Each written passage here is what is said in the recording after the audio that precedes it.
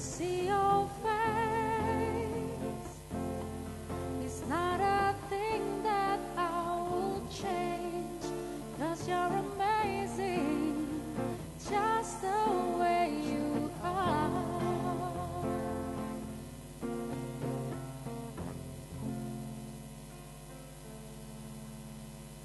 Baik, kita kembali lagi Mitra Hati-Hati malam hari ini dan melanjutkan perbincangan kita terkait kaki pengkor atau CTEV yang tadi sudah secara singkat dijelaskan Dr. Anung di awal. Tentu pemahaman masyarakat di sini yang memang menjadi poin penting, apalagi setelah kita tahu di mana masa-masa yang harus segera ditangani ketika 1 minggu setelah atau 0 dari 1 minggu usia bayi lahir.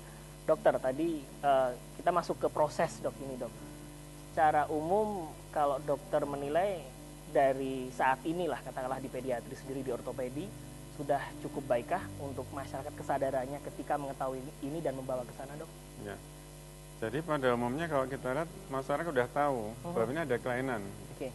Jadi tadi ada beberapa tahapan yang belum tahu. Pada umumnya ada misalnya orang tuanya, ada yang belum tahu bahwa ini ada kelainan, tapi nggak tahu mau kemana. Ya. Kemudian bagi yang menolong pun tenaga kesehatan juga tahu ada kelainan, tapi nggak tahu harus kemana. Dan yang lain ada yang tahu mesti kemana, tapi udah nanti-nanti aja. Okay. Beberapa memang buka internet, dan kebetulan di rumah sakit kita kan merupakan satu-satunya rumah sakit di luar Amerika yang direkomended untuk menangani CTEV. Okay. Setahu saya di Asia Tenggara pun baru kita yang di ortopedi. Luar biasa ini.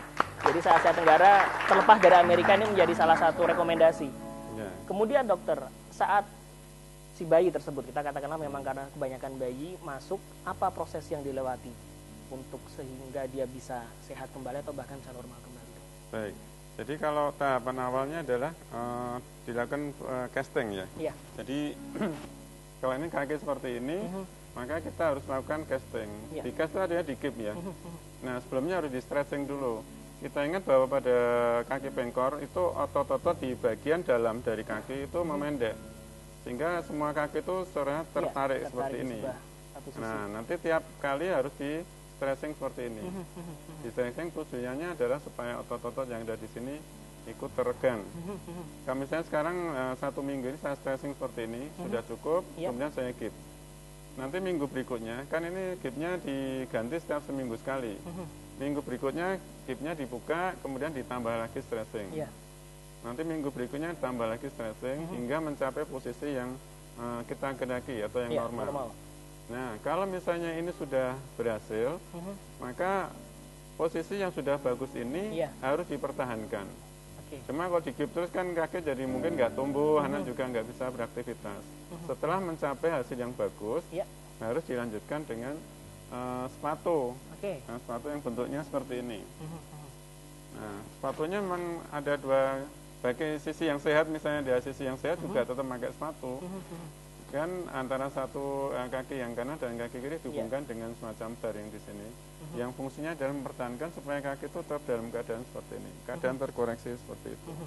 Nah misalnya dalam waktu 6 kali pengajipan belum mendapatkan hasil yang maksimal, mungkin diperlukan tindakan operasi kecil. Saya bilang kecil oleh karena bahkan lukanya pun tidak perlu kita jahit, saking kecilnya. Kita masukkan pisau yang sangat kecil, pisau bedah yang sangat kecil, selesai gitu, nggak perlu ada penjahitan. Ya, tapi memang karena anak-anak bayi ya pasti susah, ya biasanya kita lakukan tindakan pembiusan. Cuma ya tadi lukanya sangat kecil. Kalau misalnya udah berhasil bagus, tadi dipertahankan dengan pakai sepatu.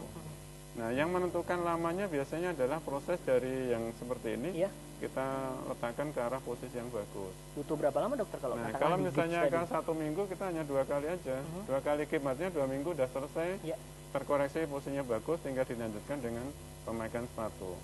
Cuma harap dipahami bahwa ini bisa saja terjadi kekambuhan sampai umur 4 tahun. Jadi secara teoritis setelah 4 tahun tidak mungkin balik lagi atau kambuh lagi. Cuman kemarin di Amerika ada yang melaporkan satu kasus umur 7 tahun, tapi itu sangat jarang sekali. Nah, mempertahankannya itu sekarang harus pakai dengan sepatu itu. Itu yang seringkali juga disalahpahami, karena udah pakai sepatu, udah bagus, ya seringkali nggak pakai. Hanya nanti kambuh lagi. Nah dokter, kalau tadi dari proses yang katakanlah bahkan ada kemungkinan untuk kembali itu dan sebagainya. Berapa persen sih dok kira-kira untuk bisa betul-betul sembuh normal, atau memang sebetulnya kondisinya hanya dibantu dengan proses sepatu dan lain sebagainya dok? Ya, jadi angka keberhasilan itu di seluruh dunia rata-rata di atas 90%. Jadi angka yang cut off-nya, jadi rata-rata dianggap klinik itu dianggap berhasil itu kalau sudah 90%. Iya, iya. Ya rumah sakit kita alhamdulillah mencapai 95%. Jadi dari 100 kasus misalnya yang gagal itu hanya 5. Dan dari yang 5 itu kita perhatikan gagalnya biasanya oleh karena pemakaian sepatu yang tidak teratur dan sesuai dengan ketentuan. Baik, utang sekali lagi 95% dari sekian banyak kasus yang ada bisa tertangani dengan baik. Pertanyaan saya kemudian dokter, saat harus mendampingi, katakanlah kita mungkin ketemu dokter belum tentu setiap hari, katakanlah seperti itu. Saat kembali di rumah, apakah ada penanganan khusus nih dok untuk yang terkena? Pertanyaan sangat bagus. Jadi kalau di rumah sebenarnya yang paling utama kalau dalam masa pengegiban adalah merawat gipnya itu sendiri. Jadi nggak boleh kena air, apalagi nggak boleh kena air kencing. Sehingga biasanya kita anjurkan untuk memakai pampers selama proses pengegiban itu. Nah pada jam-jam pertama setelah digip memang tiap 4 jam sekali kita minta orang tuanya untuk melihat ujung dari jari-jarinya nih, apakah kebiruan atau enggak, apakah kelihatan ada pembengkakan, atau apakah anaknya nangis terus gitu yang tidak bisa didiamkan dengan cara apapun. Mungkin saja setelah pengegiban terjadi pembengkakan yang menyebabkan aliran darah itu terganggu. Jadi untuk hari yang pertama memang dianjurkan kita ajari, misalnya kukunya kita tekan begini, dalam waktu sepersekian detik, dilepas itu mesti jadi merah lagi. Kalau enggak, berarti ada sesuatu. Yang itu kita anjurkan untuk ke UGD atau puskesmas atau rumah sakit terdekat. Kalau perlu memang harus dibuka. Dok, ini mungkin sambil bisa dijelaskan dokter, ini proses yang ada di rumah sakit. Ini dokter sedang menjelaskan ke pasien atau seperti apa nih dok? Ya, kita jelaskan mengenai di tulang belakangnya yaitu ya.